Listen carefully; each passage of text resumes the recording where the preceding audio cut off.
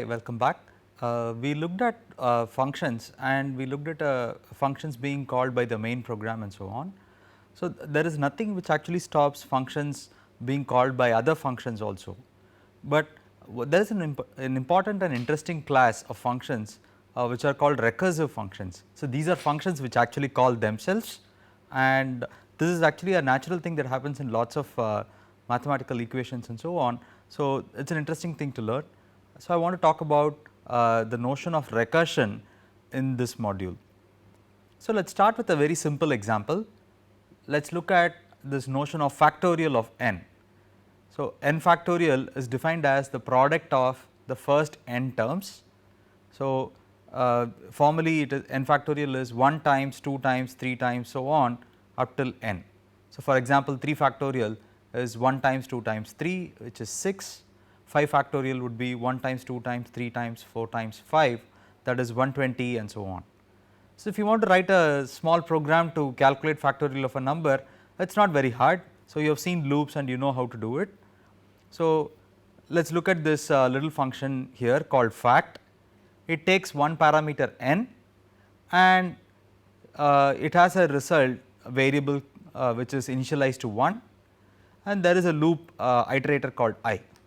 So, the loop iterator runs from 1 to n, you can see that, and the result is just multiplied by itself. So, you take 1 and then multiply with 1. So, that is in the result in iteration 1, then I becomes 2, you take 1 times 2, that is temporarily stored in result, and so on. So, at the end of n iterations this loop will terminate and the variable result will have the corresponding factorial. At that point you are ready to return it. So, this is a fairly straightforward and simple code, and so we have seen this notion of function name, the formal parameter n, the return type int, and actual return result, and so on. So, one small issue, this is result can only accommodate a certain value. So, integers in the real world are unbounded, whereas integers in C programming is bounded to a certain large value. So, if you give a large enough n, this program may actually give you incorrect result.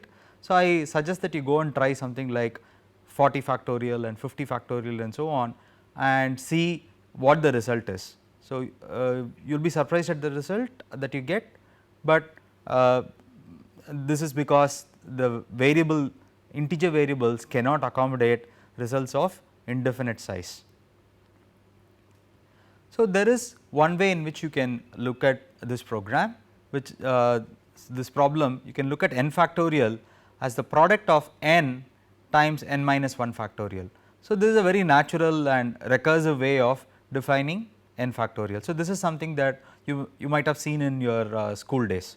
So, n factorial is defined as n times n minus 1 factorial for appropriate n. So, clearly n cannot be, so if n goes to negative, so this thing keeps going on forever and so on. So, we will have to be careful about it, but for positive numbers, for positive integers n, this seems to be working nice. So, let us say I want to take this idea and convert that to a program as the idea shows. So, I would like to do something like this: return n times fact of n minus 1. So, whenever I am going to call this factorial with variable n, I am going to return n times factorial of n minus 1. So, that seems to faithfully do what this mathematical description wants. However, as I said, we can't go on doing this indefinitely, because at some point, let us say I start with 5, 5 will go down to 4, 4 to 3, 3 to 2, 2 to 1, and so on, and at some point it will become negative, and then what do we do?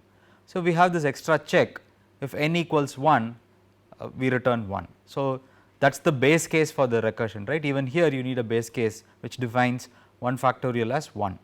So, this is clearly very short, and if you understand how functions can call themselves, it is easy to understand also, and it definitely uses fewer variables. So, the nice thing about that is it becomes very readable, but the slightly messy thing here is that, so you have fact and we looked at the control flow of programs. So, if main called fact, we know what it does, but then there seems to be a call to fact within fact itself. So, we need to understand how this is going to happen. So, let's look at this setup first. So, I have this program on the right side just for clarity's sake, and let us see we want to look at how this is going to work. So, I want to do factorial of 4. So, let us say the main function called fact with 4. So, this local this formal parameter n will copy the value 4. So, n is now 4. So, factorial of 4, you go and check if n equals 1. At this point n equals 4. So, this condition is not true. So, you have to return n times factorial of n minus 1, right. However, you have 4 which is n, factorial of n minus 1 is not known yet. So, at this point you have to calculate factorial of n minus 1 which is factorial of 3, and then do this product 4 times that, and only then you will be able to return the value, right. So, it seems logical. We have 4 times some value that we need, but we have not computed that yet, but once it is computed I can multiply that with 4 and I will have the result of factorial of 4, I will be able to return the value, right. So, but now that I have this fact of n minus 1, let us see how to do that. So, fact of 4 in turn calls fact with the parameter 3. At that point factorial of 3, again you cook, so n takes the value 3 now, and this multiplication is pending and this value 4 has to be remembered. So, we will look at that in a little more detail later, but remember that this star, this multiplication is pending as of now, we cannot do it yet. So, by that time we get the factorial of 3, we can then multiply it. So, to find out factorial of 3, we call fact with 3 within fact itself, and again you check if n equals 1, at that point n equals 3.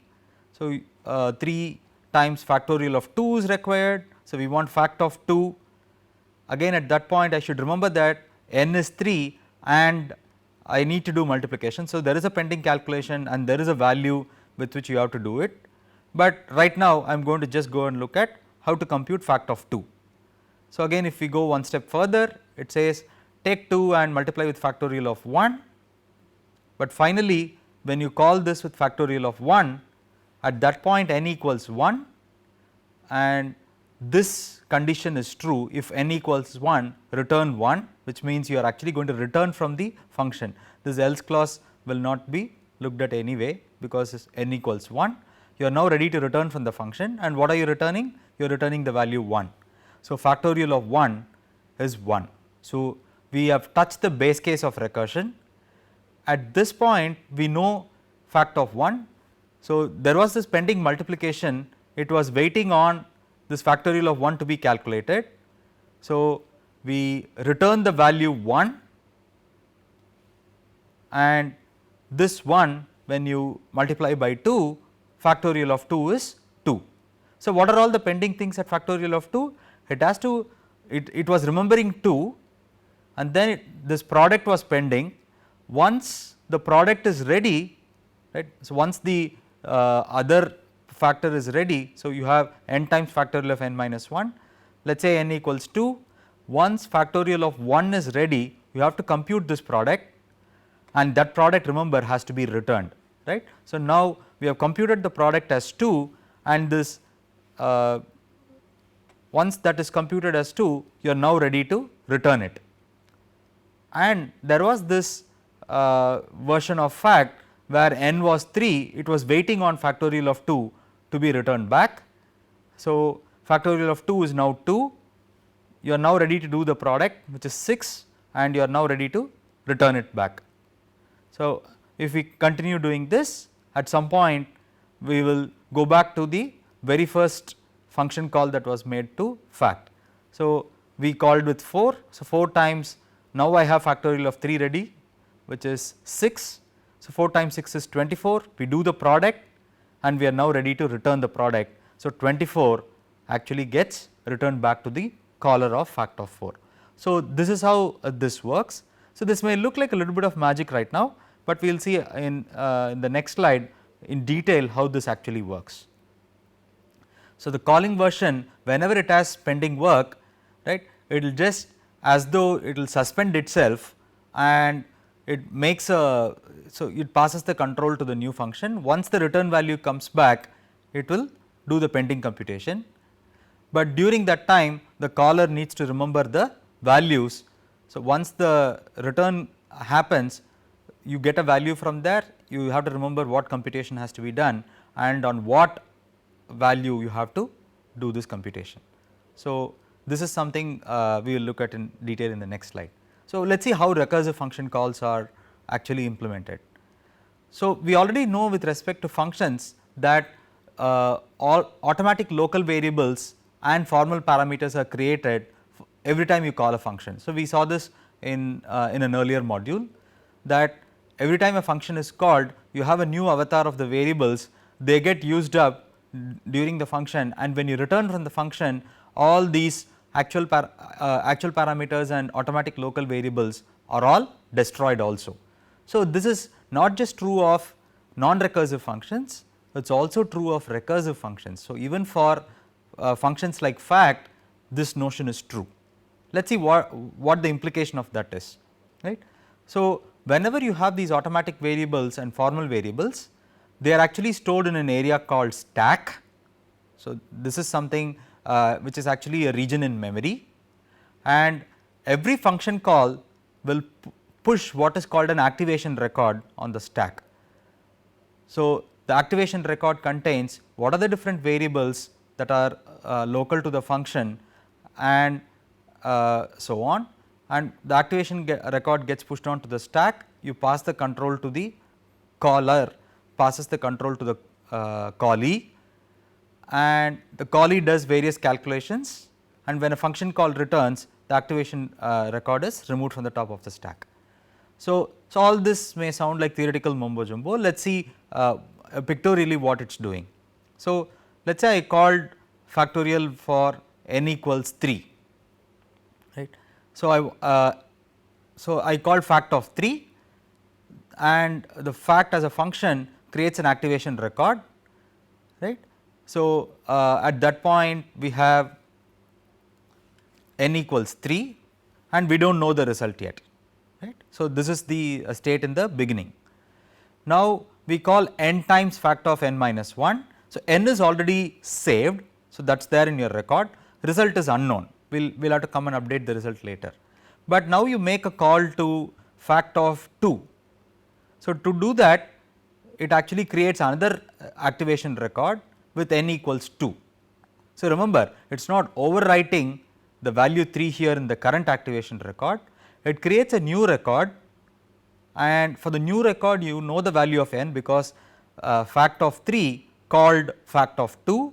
So, n equals 2, but fact of 2 the result is unknown. So, it is pending. Let us say at some point you called fact of 1, you create another activation record. So, you have this activation record n equals 1, and at this point the result is known, right. So, this actually this activation record assumes that we go all the way down to 0, 0 factorial is also 1. So, instead of n equal to 1, if you had checked n equal to 0 and returned 1, this example shows that.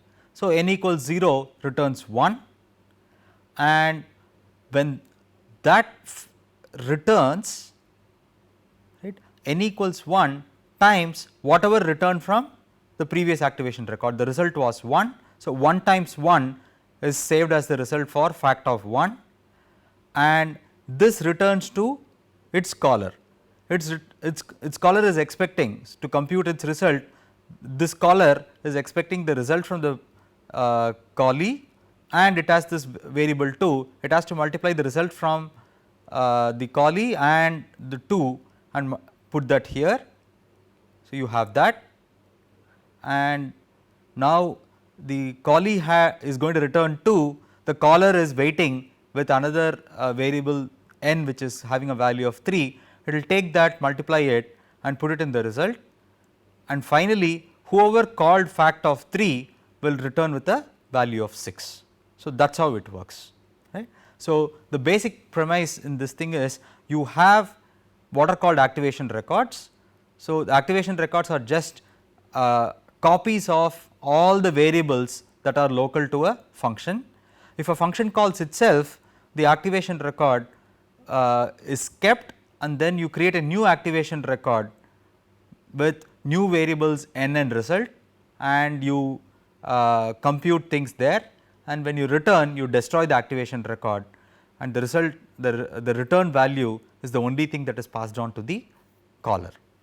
So, I hope this setup was clear. So, we will use this notion of recursion in solving this other problem. So, I want to look at a recursive way of solving power of m comma n. We have already done this using an iterative setup. Let us say I want to think about it recursively. So, let us do this on a piece of paper. So, what we are going to do is we are going to look at a recursive way of doing power of m comma n. So, we called this base and n earlier. So, I am going to call it m for now. So, earlier what we did was this. So, to compute m power n, we did something like this.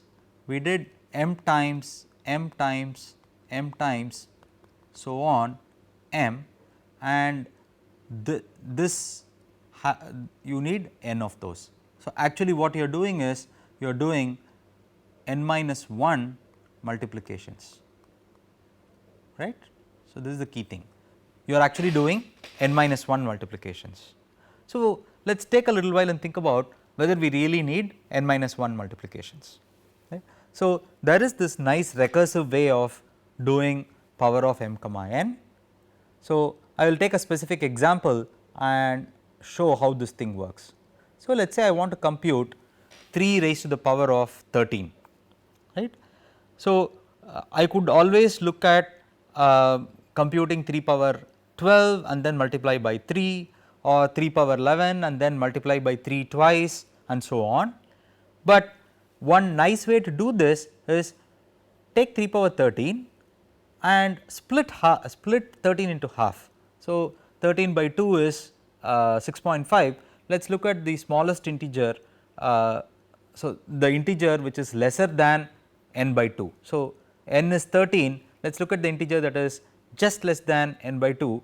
If n by 2 is an integer, we will keep that itself. So, what is that? 13 by 2 is 6.5, the integer that is smaller than that is 6, we will start with 6.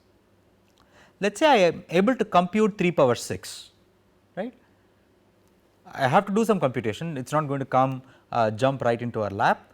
We need to compute 3 power 6, but then if I have 3 power 6 and I can multiply that with another copy of 3 power 6, and if I now multiply that by 3, this is actually 3 power 13.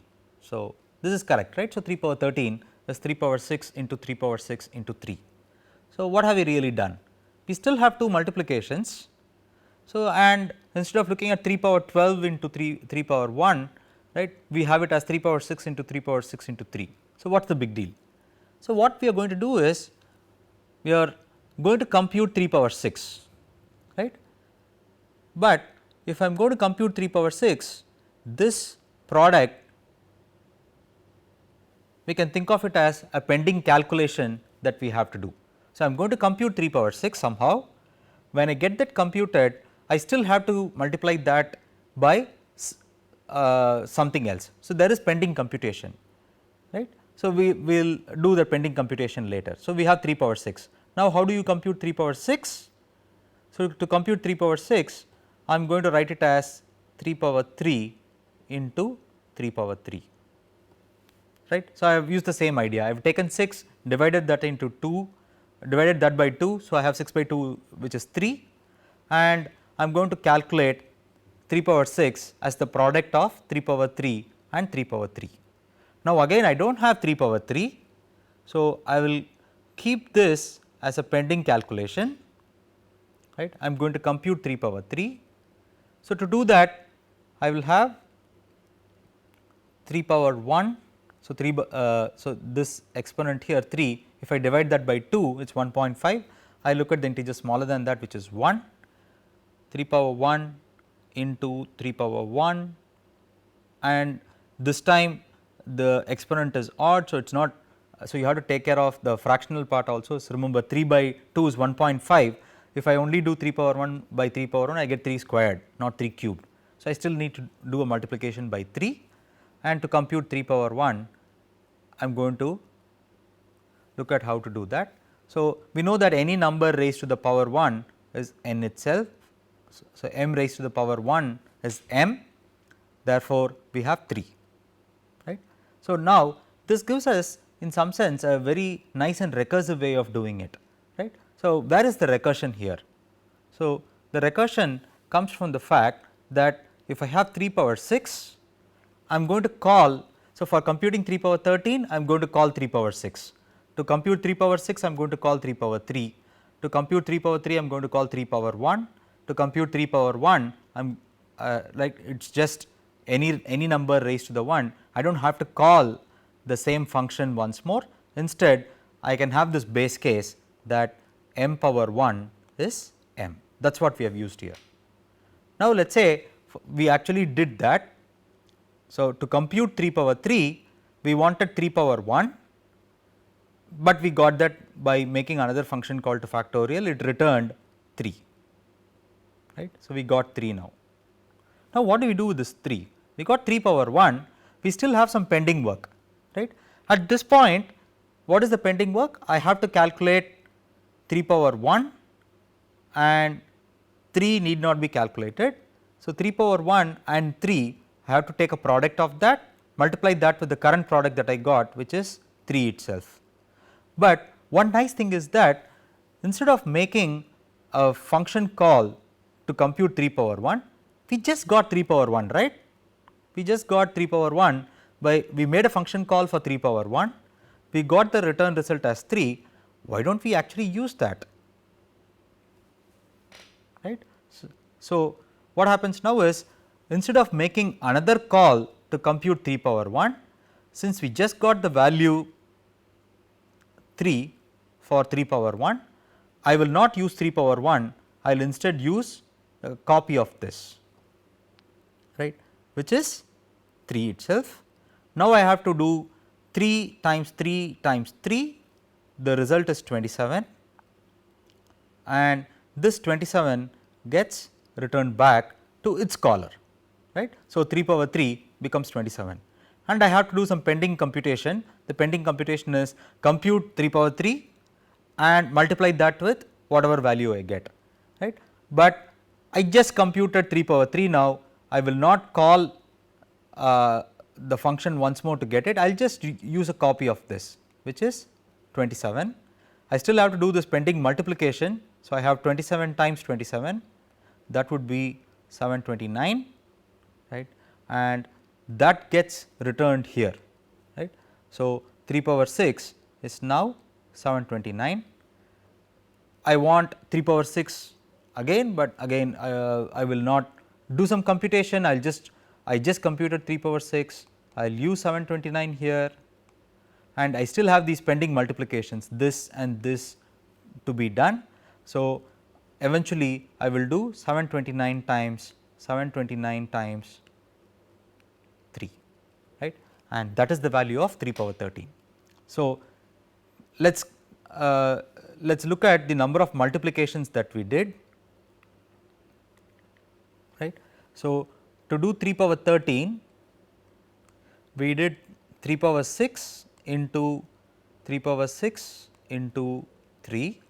So, that requires 2 multiplications, right. If I know 3 power 6 I have to do only 2 multiplications. To do 3 power 6 we did 3 power 3 into 3 power 3. So, that required only 1 multiplication. To do 3 power 3 we did 3 power 1 into 3 power 1 into 3. So, that required 2 multiplications, and to do 3 power 1 we do not have to do any multiplication, we will use the base case of recursion that m power 1 is m, we will use that directly. So, that requires actually 0 multiplications. So, if you add all of this up 2 plus 1 plus 2, right, that is actually 5. We only did 5 multiplications as opposed to doing it as 3 power 13. If I had done it as 3 into 3 and so on, right, this would have required 12 multiplications. So, clearly 5 multiplications is better than 12 multiplications. So, I want you to go and think about what is really happening here. If it is instead of 13, if I had used 20, if I had used 25 and so on, I want you to think about what number of multiplications you will need if you did it using this way versus what number of multiplications you would need if you had done something like this. So, go and think about it. You will also see how to write how to analyze this algorithm and how many steps it takes and so on in a later lecture. But let us get back to how to write a program for this, because that is the thing that we wanted now. How do you write a program to compute power of m comma n? So, I have written this simple program here to take care of this. I have written a function called power. It takes base and n as the 2 parameters as it was before, and we have int p. We had this earlier also, right. So, instead of writing an iterative way of doing this, we have a recursive way of doing this. If n equals 1, return base, right. So, this base case takes care of the fact that m power 1 is m, right. Otherwise, what I am going to do is I am going to compute p as power of base comma n by 2, right. And if n is odd, for example, in 13 n is odd. So, I need to take 3 power 6 and 3 power 6 and multiply that by 3 once more, that is what you get here. So, this is p times num. If n is even, then you have only p times p. For example, in here to compute 3 power 6, it is enough to have computed 3 power 3 and reuse that 3 power 3, you would get 3 power 6, right. So, one thing that you have to probably recollect is that n by 2, if n is an integer, will truncate the decimal value, it returns only an integer. So, 13 by 2 is only 6, it is not 6.5. So, 13 integer divided by 2 integer is 6, it is not 6.5. So, now let us see how this whole thing would have worked.